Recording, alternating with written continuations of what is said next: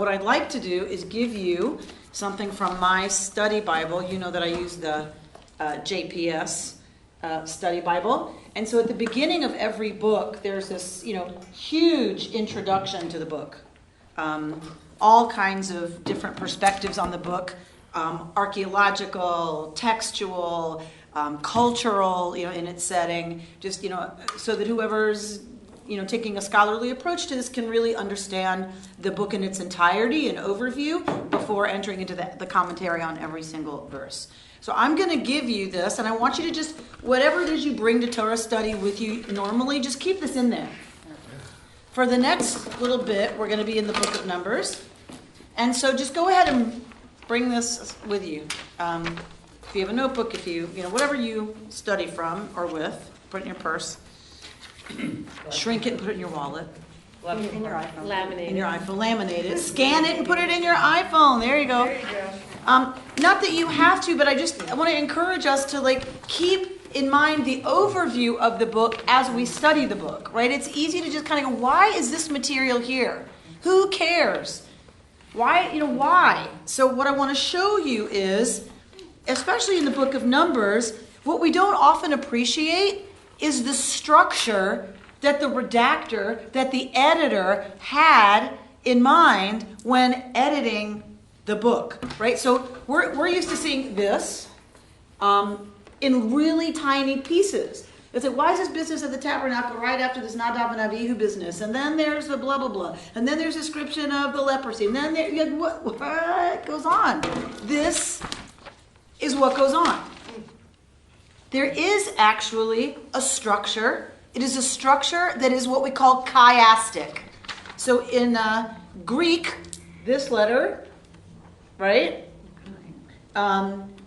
We look at a chiastic structure, meaning it's going to go this way or this way, right? So the bottom triangle is what we're looking at here. That there's a parallel between the edges of the X, yeah? So that when we look at when we look at this side of the structure, we get the from slavery angle, and on this side towards freedom, right? And then what happens in the very center of this, and this is from Genesis to the Joshua, that whole history, by the way. This is not just the book of Numbers. So in the very center is the giving of Torah at Mount Sinai, the theophany at Sinai, right? You have Genesis over here, and you have the Deuteronomic history over here. We tend to think of these books as stopping at Deuteronomy, but it doesn't. It stops at with the whole story of Joshua and the conquering of the land. So the 5 books stops, but not the overall story that ends with the conquest. So this goes all the way through Joshua 24, the Deuteronomic history. The same kind of vision of the history runs through Joshua 24. All right, so if that's true, then we start to understand how the material is where it is. So we have the law of Shabbat. Look at by theophany. We're going to move out. So look in the center. You see theophany, you see Mount Sinai, the giving of Torah. If you look on the left, we get Shabbat as the law, and the covenant is broken. The covenant of Shabbat is broken. Look to the right. You get, again, a repetition of the Shabbat law with a story about the covenant being renewed. How is the covenant renewed? Moshe goes back up after breaking the first set. God says, all right, I'll forgive them after the plague, yada, yada, yada, yada. Right? So we don't often think of things on either side of that being related to each other. We tend to think in the West in a very linear fashion, don't we? We think it progresses, that you start at point A and you progress to point B. That is not the ancient mind.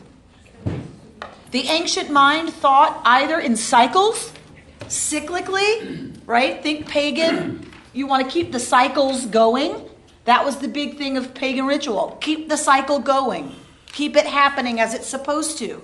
reinforce blessing for you within that system of spring and renewal and rebirth by giving thanks for the antelope, right? And offering them back to the antelope god, right? So the cycle has to keep going, and you want it to go well for you in that cycle. That is one way, but that's not how a lot of the ancient Near Eastern and ancient Israelite literature is conceived. A lot of it is this chiastic structure. Okay? So there's a center point, and then it's A, B, B, C, C, D, D, E, E. That is a very different way of conceiving literature and ideas and the development of ideas, but it is orderly for them. So it seems kind of chaotic for us as we make our linear way through these texts, because that's not how they understood it in a linear fashion. Okay? So we're kind of challenged, the way we study, the way we read, the way we're taught to think, we're challenged to enter sometimes the beauty and complicated, sophisticated layout of these texts. Did you say, Rabbi, that there was another half to this? You said an X. This is an inverted V. Right. Is there another half to it? So sometimes there's this part and this part. Well, that's the part we're looking at. We're looking at this part. And there is another...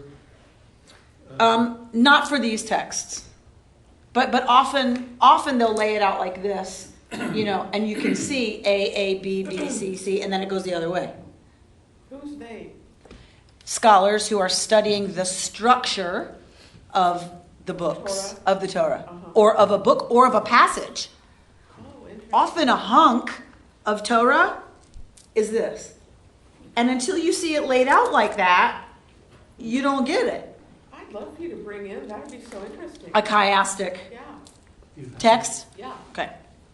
But isn't that representative of life anyway? Just that Jackie life Israel, is- that sounded very deep. Why don't you share what you meant by that? Well, life is mountains and valleys, it's cycles. I'm going through my own personal cycle where my oldest son went to college, and I'm like being reborn in my parenting and my life, and I'm just experiencing a lot of cycles, and I think life is mountains and valleys and cycles. And I And think... it's not linear necessarily. I think it's a regenerating of a lot of things over and over again. And I think this is where the modern reader suffers. This is where modern thinking suffers. It's a weakness of modern or contemporary thought, right? Is our tendency to think linearly in the West in 2013. There is a richness that is lost when we abandon the understanding of cycles. So one that I find really, really powerful is that in studying native peoples, in northern Minnesota, there's the Ojibwe people, and so it's very much influenced by native thinking. The idea of time, we tend to think of time as starting here and then going that way, and like your life starts and then it progresses and it ends. And in native thinking, as soon as you reach puberty, your circle of time closes. And every expression of time past there is a widening of the circle. Now, just that thought, just that reframe was existentially of such relief to me, right? Because there's this sense, if we think linearly, that I'm reaching the end. I'm closer every day to the end. Right? It's all ending. And the older we get, the more a sense, that we're closer to the end than the beginning. What if we understood time, as a circle, and our circle fills out? Meaning Then our knowledge base gets... everything, time. Yes. Our time, the more we live past 13, because otherwise it's a broken circle, right? No one's supposed to die before then. But if you reach puberty, and meaning then adulthood, that every year or every minute, every hour, your experience, your circle of time widens. I feel such a lowering of my own existential anxiety just in that shift that I think is across the board what I'm trying to say is yes. I think lifetime, all of it is a cycle. Pits and valleys and mountains and all of that, a wave if you like. And we don't do a very good job of really holding that necessarily in our Western. But I think it's ironic, though, that the way you said that it is a weakness of our modern point of view to think linearly, when in fact historians of civilizations have laid at the doorstep of the Hebrew civilization the notion of linear time. That the Hebrews were the first ones, at least in the opinion of Spengler and others who sort of did global historiography, they were the first civilization to break the cyclical thinking pattern and go off in a linear direction with a teleological view that said that there is an ultimate purpose to our existence, which is the perfection of the world. So I'm going to agree with you with a caveat. We still had the cycles of the year. We still were an agricultural festival cycle. Right. What the difference is it went from pagan thought to Israelite thought. It's still cycles with an evolution. It's not linear. But it's linear. But it circles is with an progressive. arrow. It's not Yes. linear. Okay. Well, you can have spiraling going in a direction. That's what I'm saying. Okay. That, yes, redemptive history is the new idea as that, opposed to always being stuck correct, in the that same it's plane. moving The in a Messianic direction that, I see it as a double helix myself. there you go, the double helix, exactly right. So, Double helix. But I Exactly. also think we have to distinguish between a literary device, which is telling a story in a particular literary way, and what you were talking about, the messianic idea, the idea that the world is not just repetition of the same horribleness, which was a pagan idea. To many, it's partially the idea of Indian philosophy, of Chinese philosophy, that we just keep on going around and around and around and around. The world is non-ending suffering. And Judaism was, and I think is, a religion of great hope. And the hope is that the world isn't like that, even though we have day and night, and even though we're spinning around, as you said, that it's a corkscrew. It's moving somewhere. that's right. Yeah. That there is redemptive history, right? That God punctuates history for the first time with the goal of the Messianic age, and that we are evolving, towards that. What does Reconstructionism do with the Messianic age, with that idea? How? Reconstructionist Judaism says that it is in our hands, and it is our obligation to create the Messianic age. That is not something outside of. It's not what happens to us. It's not what happens to us. It's that we will create that when we live into our Jewish values and other people live into their right and true values of compassion and justice and equity and healing and transformation and all that stuff. Then we, humanity, will bring the Messianic age to be. But it doesn't. Doesn't depend on anything. It doesn't accept the resurrection of the dead. The literal Absolutely, resurrection. 100% not. Well, we don't know. Right. But we're not saying. But we're not saying yes. We believe it. We're just saying, who knows? I certainly don't know. What's next and what's after that. All right. So just to give you that as kind of a framing understanding of the Pentateuch, the 6 books, and we are at the Numbers, the introduction to the Numbers stories, until chapter 10, where we get into the meat of something. All right, so I want to look with you a little bit at the text. We'll just look a little bit at the text, and then we're going to go to some people writing about the book in general. So let's look at chapter 3, verse 11. So you get a flavor of where we are. 802 in green. 802 in the green, 778. 778 in Eitz Chaim. Chapter 3, verse 11. 11. Somebody begin. The Lord spoke to Moses, saying, I hereby take the Levites from among the Israelites in place of all the firstborn, the first issue of the womb among the Israelites. The Levites shall be mine, for every firstborn is mine. At the time that I smote every firstborn in the land of Egypt, I consecrated every firstborn in Israel, man and beast, to myself to be mine, the Lord's. Go on. The Lord spoke to Moses in the wilderness of Sinai, saying, record the Levites by ancestral house and by clan. Record every male among them from the age of 1 month up. So Moses recorded them at the command of the Lord as he was bidden. These were the sons of Levi by name, Gershon, Kohath, and Merari. These were the names of the sons of Gershon by clan, Libni and Shimei. The sons of Kohath by clan, Amram and Izhar, Hebron and Uziel. The sons of Merari by clan, Mali and Mushi. Go on. Just keep reading. There's not a lot to unpack here. Go on. There is. Okay. Go on. These were the clans of the Levites within their ancestral houses. To Gershon belonged the clan of the Libnites and the clan of the Shimeites. Those were the clans of the Gershonites. The recorded entries of all their males from the age of 1 month up as recorded came to 7,500. The clans of the Gershonites were to camp behind the tabernacle to the west. The chieftain of the ancestral house of the Gershonites was Eliasaph, son of Lael.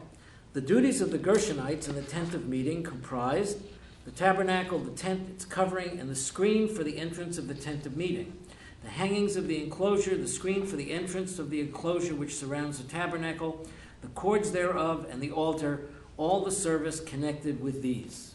Okay. So we're getting a couple of things happening here. We are getting the replacement of the firstborn by the Levites, right? So God now says, I'm taking the Levites instead of the firstborn of every family, right? So that means the firstborn originally had sacral status and sacral duties associated only with birth order. Firstborn males. And why do we have Pidyon Haben if the Levites have been substituted?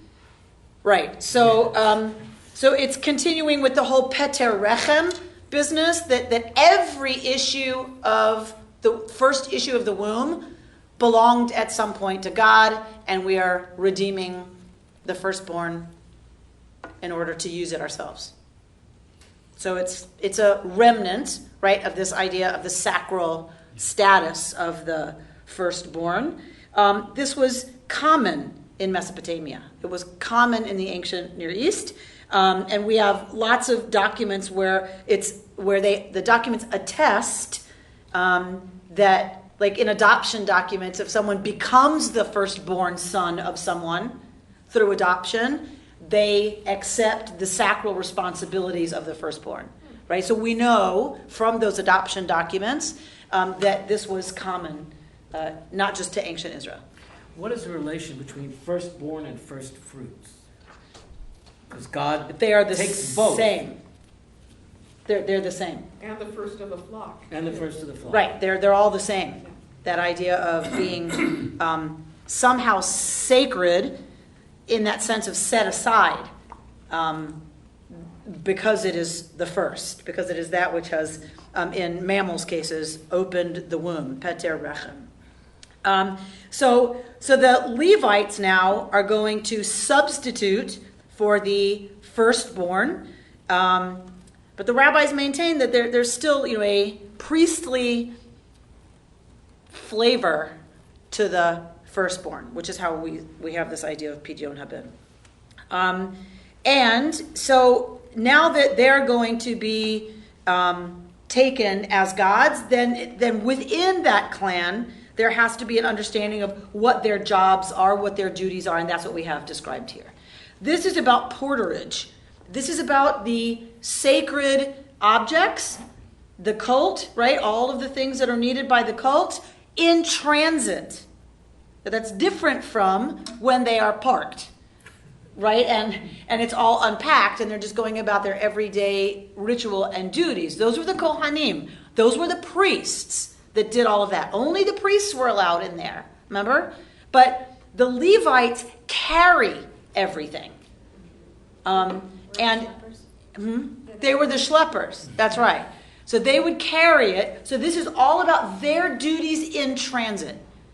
So if you imagine the imaginings of an ancient Israelite imagining this, because we don't know what if this actually happened, but in the Israelite imagination, imagine what would have gone into breaking camp, right? Breaking down the tabernacle and the entire structure with all of its stuff, and then moving 600,000 people, right? That's in their imagination as they're writing this. So it's quite complicated, right? And there's a lot of jobs, and it better be pretty orderly, right?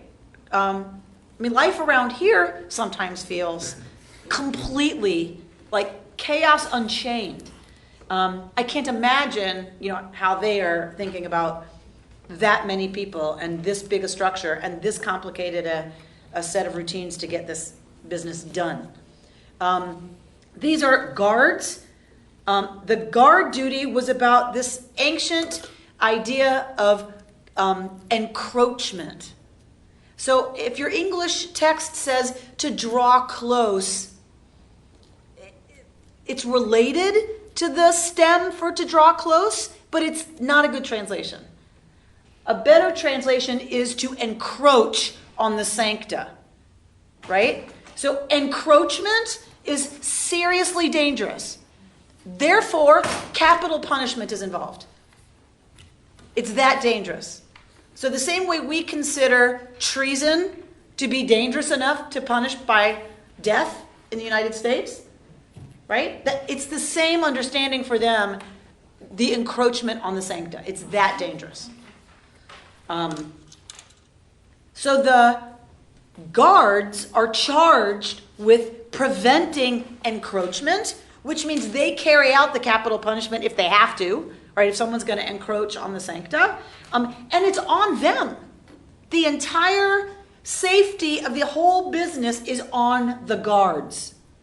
This is not a happy job, right? So when we tend to think of the Levites and the priests, what makes them so special? Ain't no special about this job. This job stunk. You were on constant, vigilant duty, and if something went wrong, right, the nuclear reaction was on you. And the contamination that happens is on you. So this was not a happy job. All right. So they're schlepping. Mickey, did you want to say something? Yeah, I have a question. When you talk about recording every male from the age of 1 month up, is that a way of recognizing when life really begins? That's where the rabbis go. Yeah. That's where the rabbis go. The rabbis say, hence, because it says from 1 month up, that's how we know that they're not really considered a person before 1 month. But likely, it meant if you survived the first 30 days, you had a fairly good shot, right? And if you made it till 5, you were set. But, I mean, take out war or whatever. But yeah, 30 days to really establish that the baby would likely live. Can you talk about the genealogies? Like, what does it mean for us? Yeah. That there's this person and here's the names of the sons.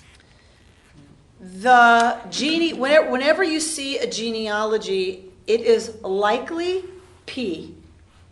The source of genealogy is P. It's the priestly source.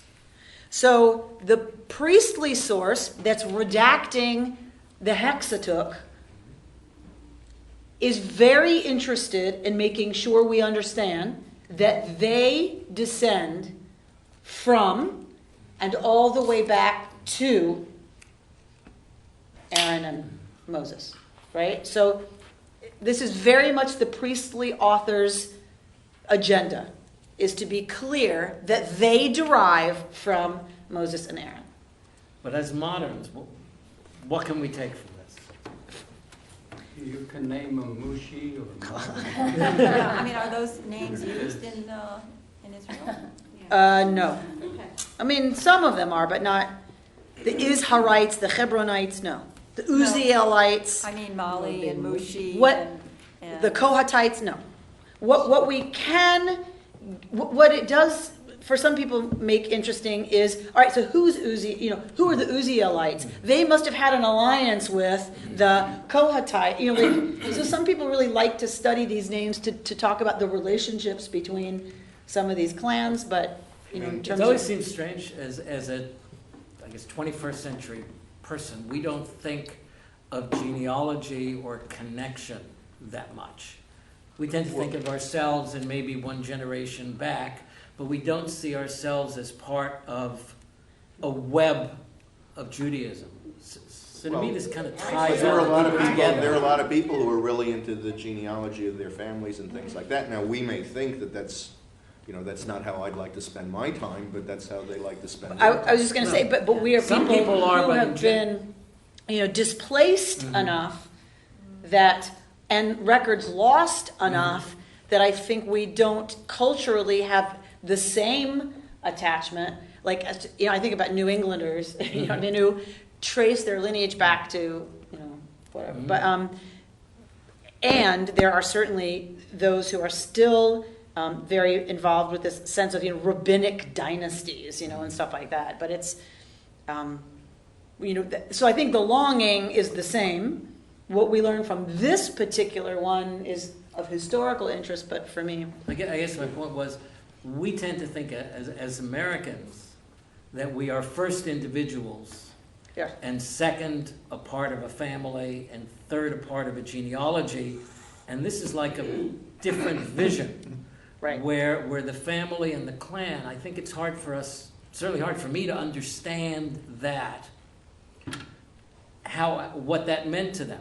Right, Because I have built into my brain, Right. all men and all people are created equal, and it's the individual, and it's the rights of the individual, Right. and And- that comes before family and clan. And for them, they understood the collective people of Israel Number as one. the unit. Right.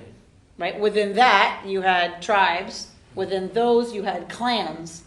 Within the clans, you had families, and then you were an individual, and that didn't really mean a lot at the same way. You certainly don't have to go back 3,000 years ago to find this practiced. It's practiced today in lots of, including developed parts of the world. Mm-hmm. I mean, look at Japan. Japan very much sees itself collectively. Right. Japanese people do. Right. And that is certainly emphasized by the priestly author over and over and over, is that connection to I just want to clothes. say about genealogy. I went to the Mormon temple, the big one on Santa Monica Boulevard, has a genealogy that's open to everyone. And I went there about 2 years ago because my father was the oldest of 5 children, and when he was born, his mother died in childbirth, and I wanted to get information on his real mother, his biological mother. And it was the most amazing thing. They have handwritten census, and I see my father's siblings. I couldn't find information about her, but they told me if I wrote to Salt Lake City, I could get information. But what I found out was when my father was born, there was a 2.5-year-old son that I don't think anyone ever knew about. Or if they did, I don't think they ever talked about him. And he wasn't in the next census after my father was born, so either they gave him up for adoption, which I doubt, he probably died. And that was interesting to learn. Sure, to look back at the record and see what. Yeah, and then just to see the What's there? handwritten census, to see your aunts and uncles, it was just, you don't have to go to Ancestry.com, they do it for free there. Can I just say one thing to Bert? No. I want to say, Bert, I disagree with your thinking of just like individualism and. No, I'm not in favor of that. No, I'm not saying that you're in favor, but I'm just saying, what about Yisker or Yahrzeit and naming our children after their grandparents or great-grandparents? I do think that there's a big piece of us as Americans that still honor the traditions of our ancestors and keep them relevant. And I don't disagree with you. I was just saying, in general, compared to those times, we're a lot more individual-oriented, our society, than clan or. And if you look at our society in general, people talk about the breakdown of family, et cetera, et cetera. That was my. But I'm not saying there's nothing. Right. The point I was making is it's Diluted. We're oriented very differently from the way they work. You know, when you read that book by Ayaan Hirsi Ali, you know what I'm talking about. I can't remember the name of the book, but she had self-mutilation. I mean, she pins from the real deal, the tribes in Africa. And when you read about, and now today, she actually got into politics in Holland and got elected, and now she's at a think tank, the Brookings Institute in Washington. I mean, she's a really, her story is really incredible. It's amazing. But she came from this real order of the, how you, when you walk along the street, it's like, hi, I'm Anne, you know, daughter of da, da, da, da, da, da. It's like 3 sentences long, clan of this, clan. I mean, it is really, I mean, we are so far away from anything like that, that I don't know what's done today in that region, but it, when you read it, you really start to understand what it is to have a place and be identified in every way based on your claim. Right. So let's look at this one that just says Parshat Bamidbar on the top. Hopefully, does everybody have a set? I don't. No. Is there an extra? Yes. Oh, yes. If you have a set, then you have this page. If you don't have a set, you don't have this page. Yes? Okay. I don't have any. Did everybody take 2 pages? No. 2 pages. Everyone should have 2 pages.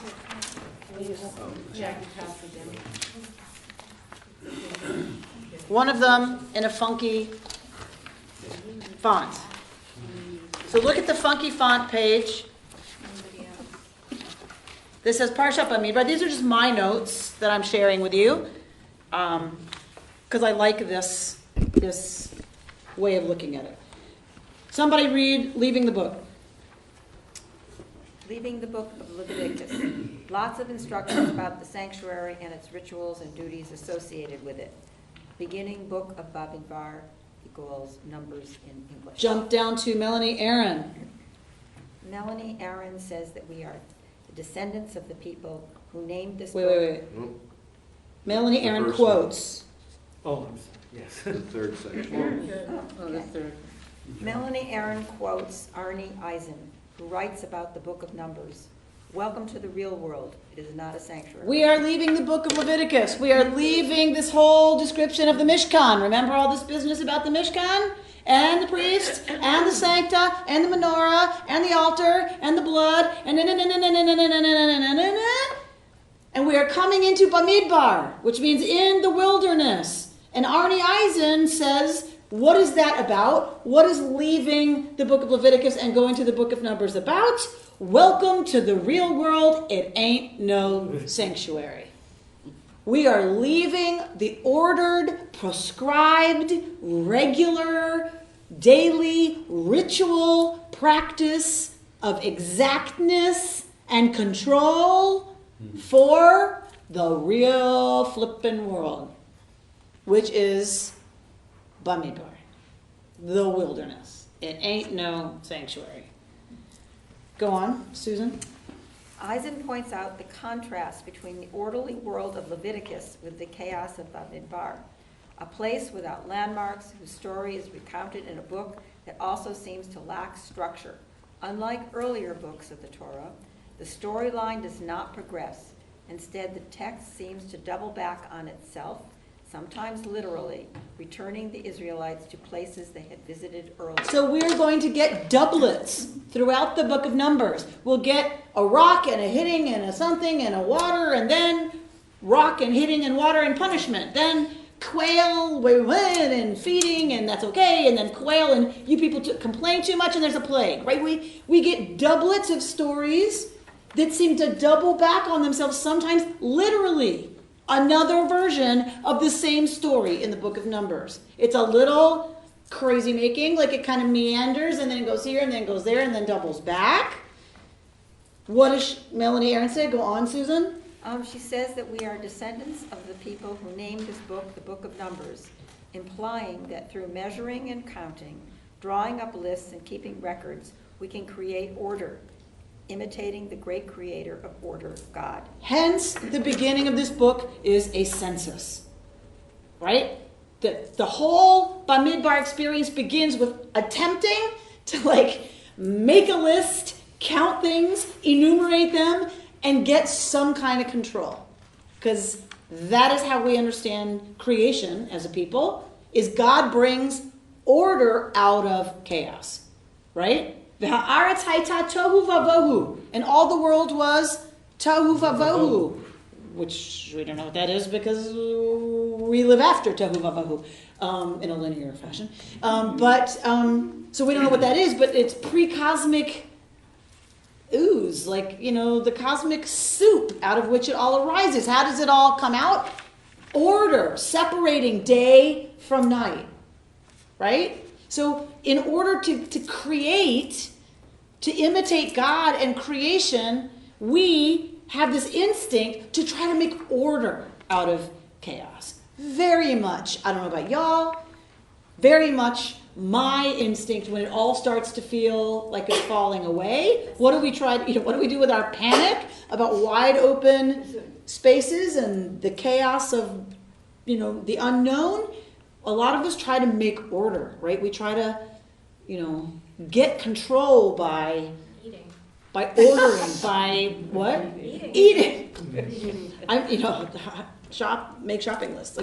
Something that we can get, control of. And so I think it's a wonderful way to look at the book of Numbers and this impulse as we move into the Bamidbar, as we move into the wilderness, right? The instinct is make lists, count, order, name, quantify, clanify, right? And what we're counting is people. And we're counting people. Okay. Go on, Susan. The power and the message of this book for her is precisely the immense gap between the divine and the human. The order we can create is only partial. We can hold a vision, but we cannot hold to it. We get distracted. We become mired in small details and pressing problems. And our progress toward the ideal seems infinitesimal. We do not even have absolute control over our bodies, and the best of our plans are often rendered insignificant by forces beyond our control. All right. So that kind of is the reality that we live in, right? The journey into and the wandering through our Midbar leaves us changed, right? So if you turn your paper over.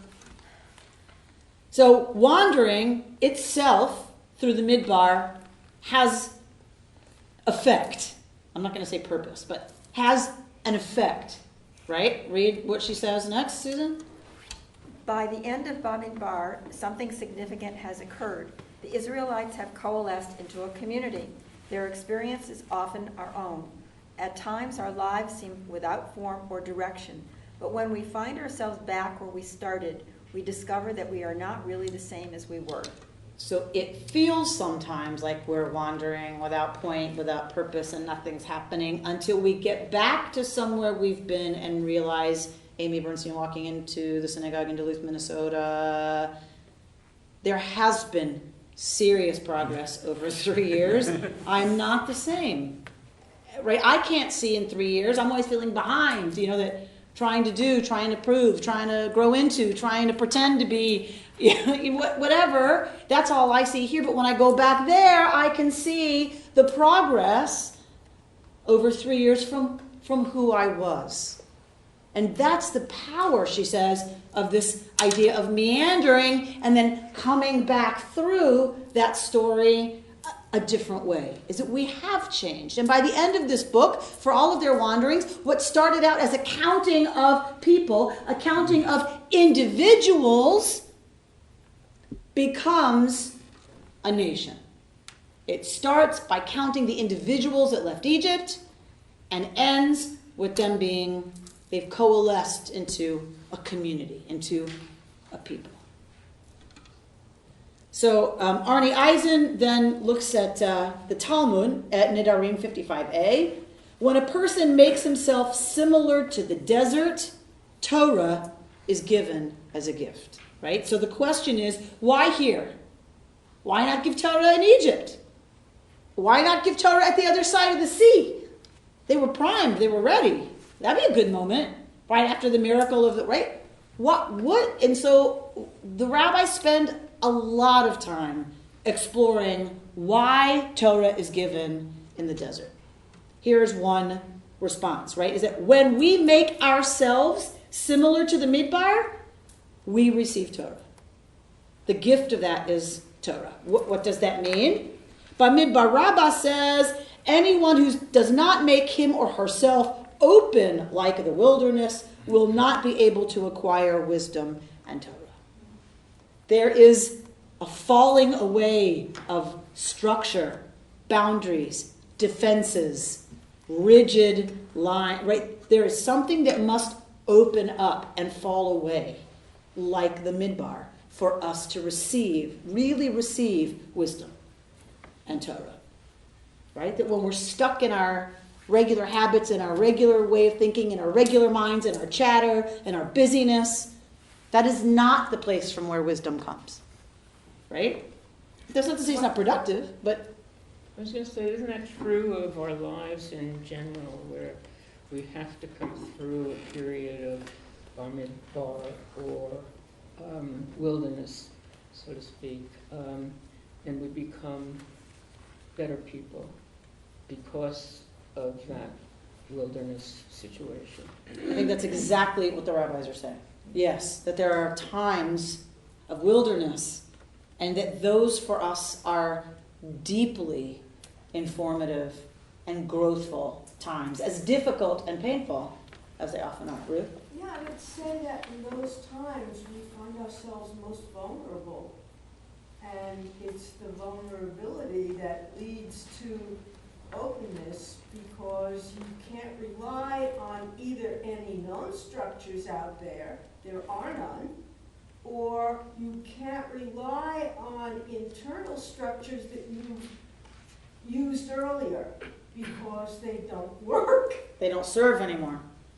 Right? That's precisely the idea of the wilderness. The structures fall away. They don't work. Whether external or internal, they don't hold. Right? They're temporary. By definition, in the Midbar, they're temporary. And that really is the wisdom. That's the learning, is that they're all temporary. We think of them as fixed and permanent, but really, the true wisdom is, the Torah is that they're all temporary. And it's only when we're vulnerable and open that we can sometimes get that. Well, it bothers me, though, that the Israelites reverted to build the calf. And, I mean, were they open at that time? Were they willing to accept something from God? I mean, they did the opposite of what we would have thought they would do. So that's, first of all, that's early. That's early in the experience. And that's the generation that does not make it into the promised land. It is their children who will have the Midbar experience of being open, right, and developing that into the core of their peoplehood identity, because they couldn't. Okay. That's exactly right. That generation that were slaves in Egypt couldn't do it. They couldn't. The old structure couldn't fall away. Mm-hmm. They couldn't bust wide open enough. In some ways, this idea of that the point of the wilderness is to make people realize that structures are transient is kind of, in a way, it's almost a Buddhist view in the sense of that everything is illusion. Now, what takes the place of the illusory things for the Hebrews is God and the giving of the law. But the law is so, I mean, compared to our temporary structures, is so precise, so detailed, so nailing down every single thing that it's almost by definition hopeless for any human to follow. within Well, I mean, in this- modern Follow it all. orthodoxy. well, to follow it all, or, as in the, you know, we can hold a vision, but we can't hold to it. Right, in the sense that we're given all these rules. We're in the desert, we're given all these rules, okay? Levites are mine. This is how I want the place built, okay? The chords have to be these colors, you know? I mean, to a level of detail that's like almost unfathomable, right? And yet, all these rules are being given to finite creatures who have no hope of following all the rules. Right. So, Which for us is not a problem. well, it's because it's like you do the best you can. Yeah, you do the best you can. We don't have Jesus as our paradigm, right? Right. We don't have that for a reason. Right. We have That Yom Kippur. We have Yom Kippur. That you do the best you can, you get to the end of it, and you start over hoping to hold better this year to the ideal, and we are human, and therefore we'll never. And when you realize be you've able to gotten do it all. when you realize you've gotten to what seems to be the same place, hopefully you will have learned something in between. Exactly, and come to that next moment when the opportunity presents itself again, Right. that we're changed enough to say no this time, or yes this time. So Art Green has a beautiful translation of a Hasidic teaching that I gave you at the end here.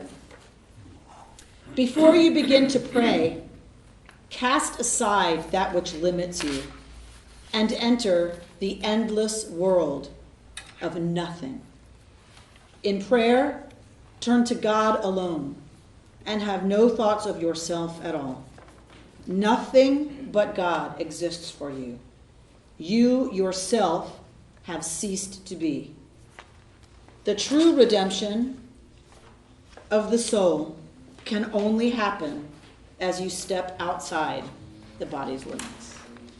This wonderful Hasidic idea of getting past or deeply within, right, the self in order to allow some of those boundaries to dissolve and in order to enter fully into relationship with God. For the rabbis, at some moments means that there isn't me and God in relationship, there's only God. Right? That I am expressive of the one thing that is unfolding as all of it, as all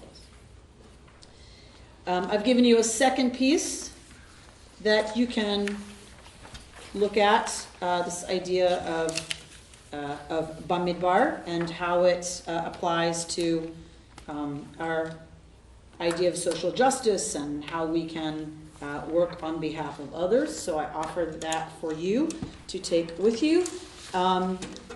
We're going to be making our way through the book of Bamidbar with the next week will be in Parshat Naso, the third hunk of Naso. So this is a long book. It's a big, long book. I just want you to remember as we go through this that we're actually picking up our story from Exodus. So I want you to take Leviticus, parenthesize it, and move it out of the way a little bit. Right? So the final redaction does put Leviticus in there, so it's still informing our reading the book of Numbers. But Leviticus was inserted between Exodus and Numbers. So we are picking up the story with the book of Numbers that we started in the book of Exodus.